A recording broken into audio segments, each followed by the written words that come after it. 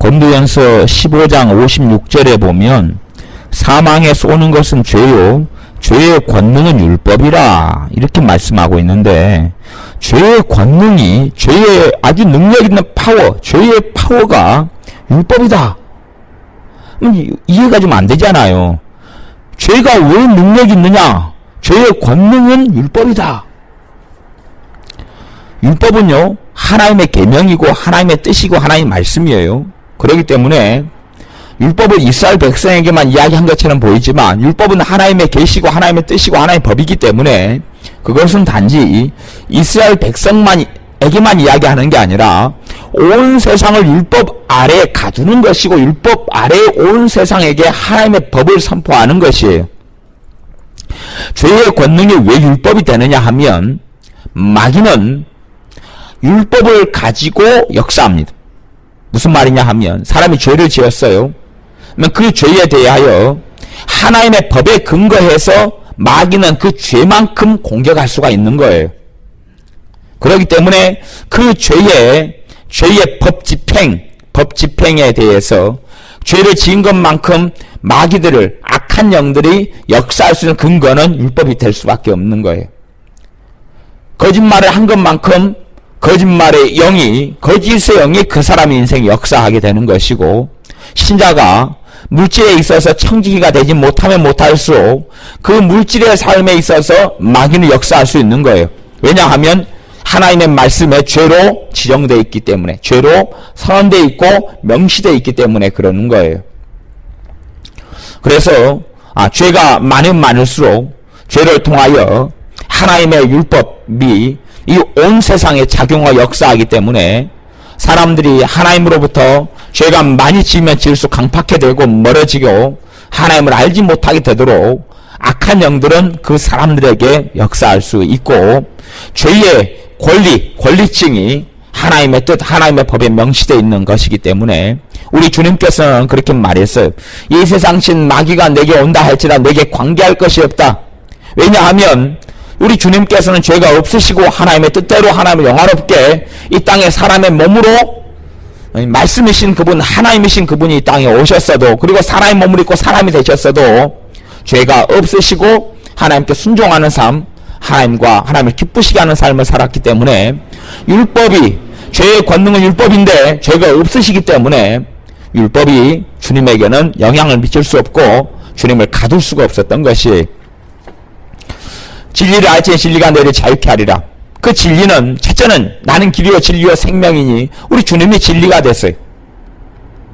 자유케 된다는 말은 사람이 율법 아래 갇혔다는 이야기예요. 율법 아래 갇혔다는 이야기는 죄 아래 갇혔다 그렇게 되는 것이, 죄를 지으니까 율법이 그 사람에게 영향력 있게 권능으로 역사하는 거예요. 꼼짝 못하게 하고 율법 아래 갇혀서 죄만큼 진통하고 고통할 수밖에 없는 것이고, 그리고 그 죄를 통하여 마귀는 기회를 타서 끊임없이 공격하고 역사하는 이유와 근거를 가지게 되는 거예요. 마귀는 자기들의 날까지 이 땅에 처해 있으면서 죄를 지은 인간들에게 끊임없이 공격하고 역사하고 타락하게 만들고 악하게 되어지고, 그래서 이 율법의 죄의 권능, 율법에서 벗어나는 방법은 우리 주님밖에 없는 것이, 율법에서 벗어난다는 것이 율법이 없어진다 그런 이야기를 하는 게 아니에요. 우리 율법과 복음의 이해를 참 잘해야 됩니다. 율법에서 벗어난다는 것은 내가 하나님의 율법이 없는 삶을 산다는 게 무율법을 이야기하는 게 아니라, 어떤 율법에서 벗어난다는 의미를 가지고 있냐 그러면, 내가 죄를 지었어요. 죄를 지었으면 한국에서 내 도둑질을 했어요. 그러면 도둑질 죄에 대해서 법률이 규정하고 있잖아요. 그리고 나는 도둑놈으로 규정이 되어지고 감옥에 들어가야 되고 고통을 받아요. 그런데 내가 도둑질 죄에 대해서 용서를 받아요. 용서를 받고 무죄가 되잖아요. 그러면 나는 그래도 무죄가 돼도 우리 한국 법에 도둑질하면 범죄다는 것을 알고 있어요. 그지요? 알고 있어요. 똑같이 한국 법이 우리에게 있단 말이에요. 근데 내가 도둑질한 죄가 없을 때 한국 법을 알고 있는 것하고, 도둑질을 한 죄가 있는 상태에서 한국 법하고, 한국 법은 도둑질한 죄가 있는 나에게 있어서는 나를 억압하고 결박하고 구속하는 구속력이 있어요. 그 사람을 율법 법 아래에 있다 그러고 이야기하는 거예요. 나는 법 아래 살지만 법 아래 있지 않아요. 내가 한국 법을 어기지 않는다면. 이해되세요? 내가 한국 법을 알므로 무엇이 잘못이고 무엇이 문제구나 알아요. 무엇이 잘못이고 무엇이 문제구나 알고 살아간다 해서 그 앞에 내가 지었던 죄들까지 감면되고 사라지는 건 아니에요. 죄의 문제가 해결돼야지만이 하나님 앞에 설 수가 있는 거예요. 그렇기 때문에 율법이란 하나님의 말씀, 하나님의 법, 하나님의 뜻이 나와 있는 그 율법을 오늘 내가 지켰다 함으로 어제의 죄가 사함받는 건 아니란 말이에요. 오늘은 내가 하나님 뜻을 행했다 할지라도 작년, 재작년, 그 전에 지었던 죄들에는 어떻게 해결할 거냐 하는 말이에요. 그 부분에는 우리 주님 외에는 답이 없고 하나님이 열어놓으신 용서의 길, 자비의 길 외에는 길이 없는 건데 우리 이방인들에게 모든 전 세계 사람들에게 우리 메시아 예수 그리스도의 십자가로 인하여 죄짐을 짊어지고 그걸 믿고 받아들이라고 요구하셨어요.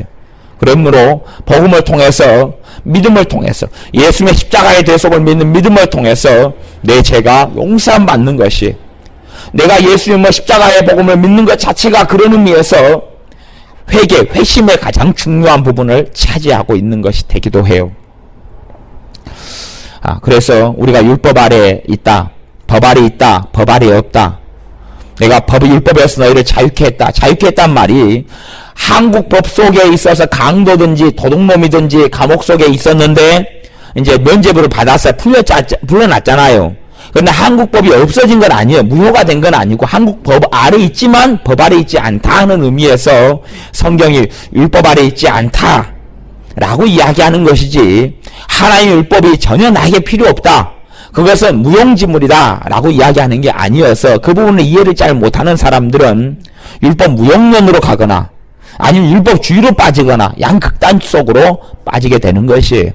나는 율법 아래에 있지만 율법 아래에 있지 않고 나는 율법을 지키고 행하고 살아가야 돼요. 하나님만 섬기는 10계명 1계명 하나님께 예배하는 제4계명 안식일을 지키는 것, 우상을 만들지 않고 우상을 숭배하지 섬기지 않는 것, 10계명 탐욕 부리고 욕심 부리지 않는 것, 이 하나님의 법을 우리가 어찌 안 지켜야 된단 말이에요.